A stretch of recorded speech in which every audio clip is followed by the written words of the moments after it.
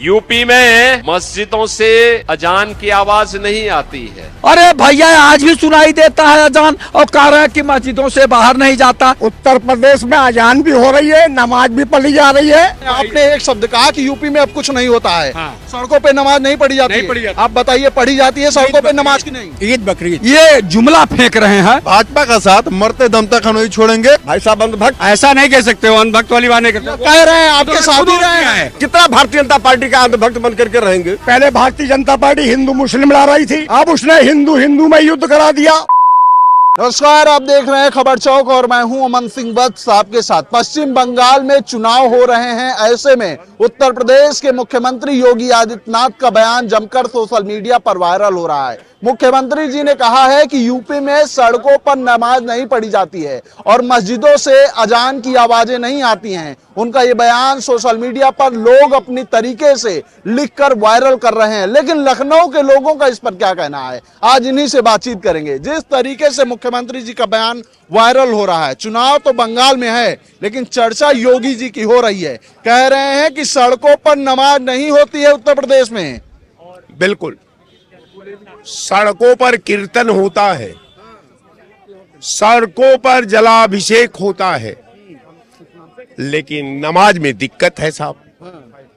कारण ये है कि नमाज तो 5 मिनट का समय में हो जाती है, उसके लिए दिक्कत है। कारण ये है कि योगी जी के पास पूरी राजनीतिक क्लिप जब तैयार भाजपा ने करने लगी तो मुझे लगा कि इसने क्लिप बनाने में तमाम बिंदुओं को नजरअंदाज करके केवल वही क्लिप बनाया जहां हिंदू और मुसलमान दोनों एक दूसरे के सामने खड़ा करा करके हिंदुओं को सेंट्रलाइज करके एक मोमेंट में ढाल दिया जाए और मुसलमानों के प्रति नफरत पैदा की जाए ताकि हिंदुओं में एकता बनी रहे और हिंदुओं के नाम पर मैं लोकतंत्र का हरण करता रहूं, संविधान का हरण करता रहूं, आवाम का हरण करता रहूं, विकास का हरण करता रहूं, एकता का हरण करता रहूं, अखंडता का हरण करता रहूं और पूरे सिस्टम का हरण करके राज करता रहूं।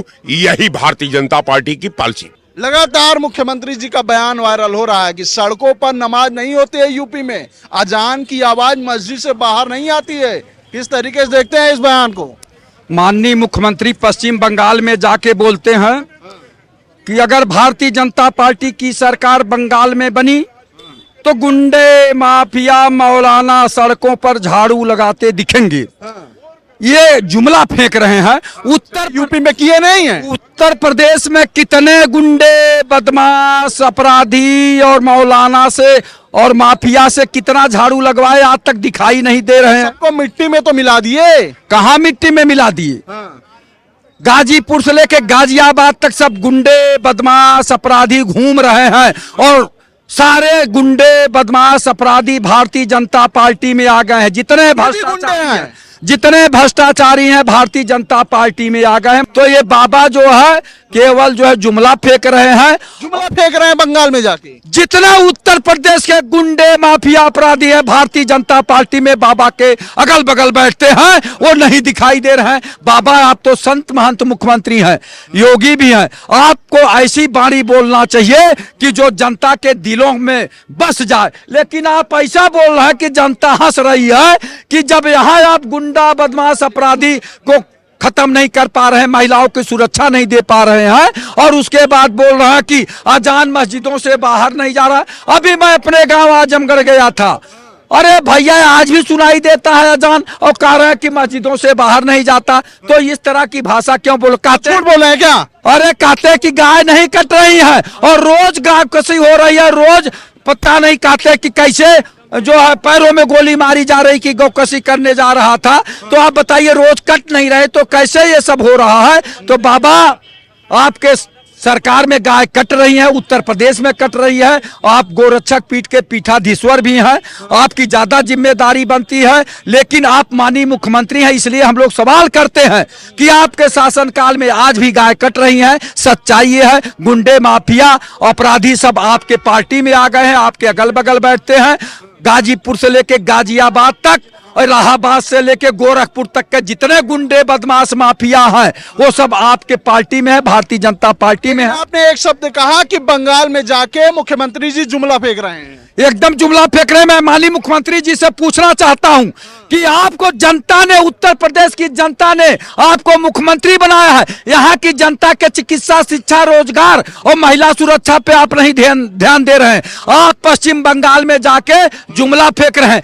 आप यहाँ कितने अपराधियों को जेल में डाला, कितने लोगों के घरों पे बुलडोजर चला और कितने अपराधियों को आप अभी तक ठिकाने लगाए, ये नहीं बताते हैं। कह रहे हैं कि मुख्यमंत्री जी पश्चिम बंगाल में जाके जुमला फेंक रहे हैं। बिल्कुल फेंक रहे हैं बाबा जी के ना।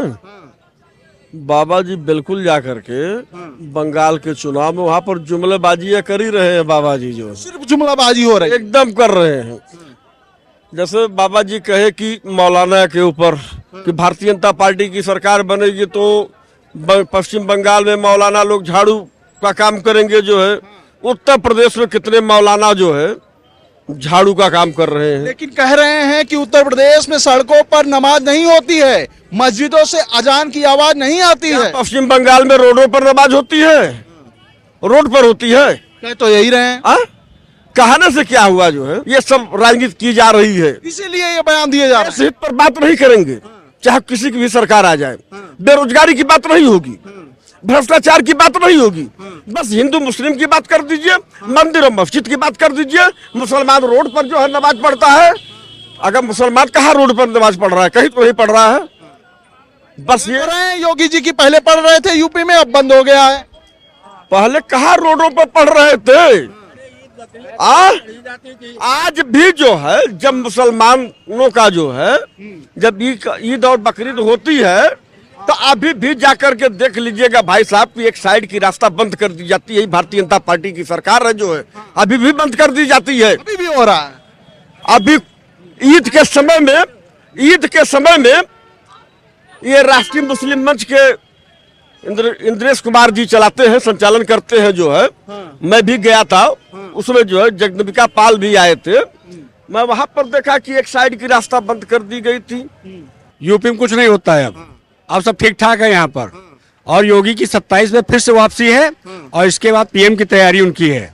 और बंगाल से ही चुनाव आपने एक शब्द कहा कि यूपी में अब कुछ नहीं होता है। हाँ। सड़कों पे नमाज नहीं पढ़ी जाती है। आप बताइए, पढ़ी जाती है सड़कों पे नमाज की नहीं? ईद बकरीद कह रहे हैं नहीं पढ़ी जाती। नहीं पढ़ी जाती है। आज भी 2-3 शिफ्ट में इमाम बाड़े पढ़ी जाती है। हम बहुत जाते हैं, हम दिन भर घूमते रहते हैं, देखते रहते हैं सब। बैरिकेटिंग बंद होती है, अंदर से पढ़ते हैं। अच्छा अंदर पढ़ते होंगे वैसे।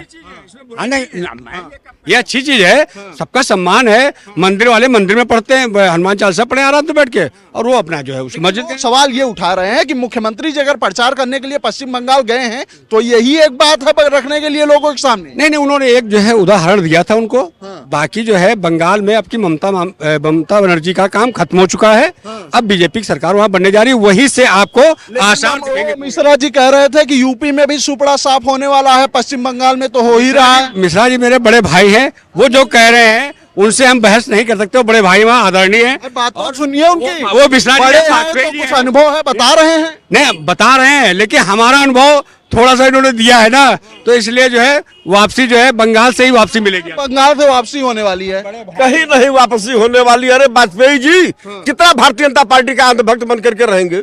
हम लोग भी भारतीय जनता पार्टी के अभी 4 महीने पहले इतना अंधभक्त थे कि हम लोग मरने मिटने के लिए तैयार हो जाते थे। के लिए मरने मिटने तैयार, यही मरने मिटने के लिए हम लोग तैयार हो जाते थे, लड़ाई लड़ते थे। लाभ हम लोगों को क्या मिला?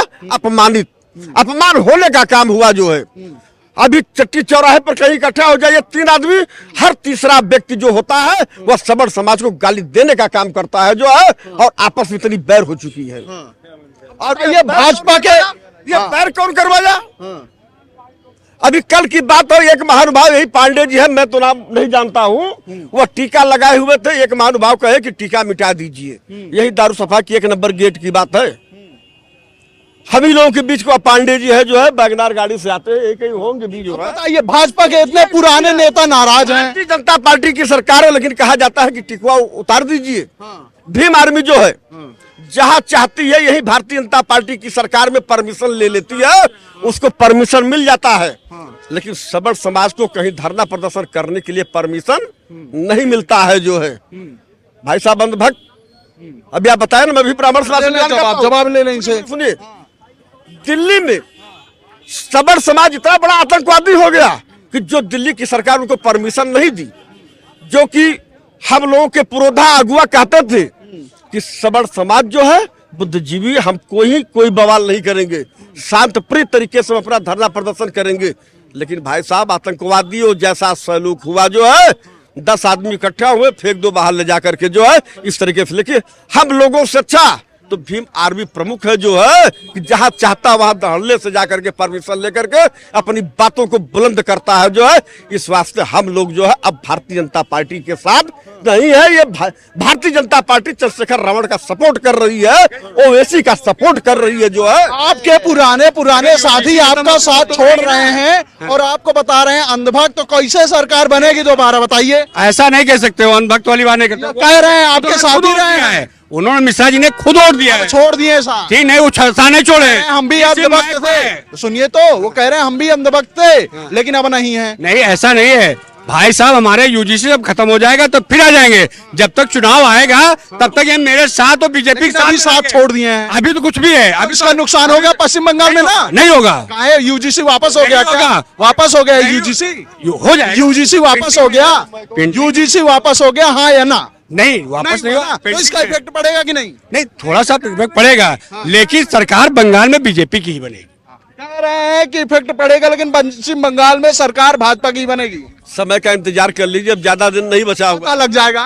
पता लग जाएगा जो है। क्या कह रहे हैं? मिश्रा जी को लड्डू खिलाऊंगा के 4 मई को। घर का भाई, घर सुनिए, घर का भाई थोड़ा सा भग जाता है तो भाई उसका साथ नहीं छोड़ता।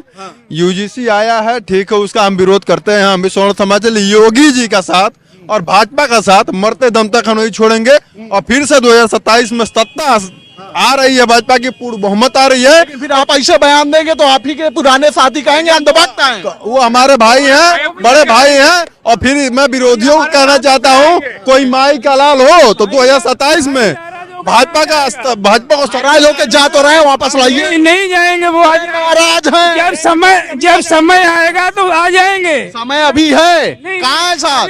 अभी 27 में चुनाव होगा तो सब आज की दूर कर लेंगे। सभी लोग भाजपा को वोट देंगे। योगी जी को सत्ता में आने से कोई रोकने वाला नहीं है। तो क्या कह रहे हैं बताइए। उत्तर प्रदेश में जनता त्राही कर रही है। अब वो समय निकट है, 2027 में भारतीय जनता पार्टी का सूपड़ा साफ हो जाएगा।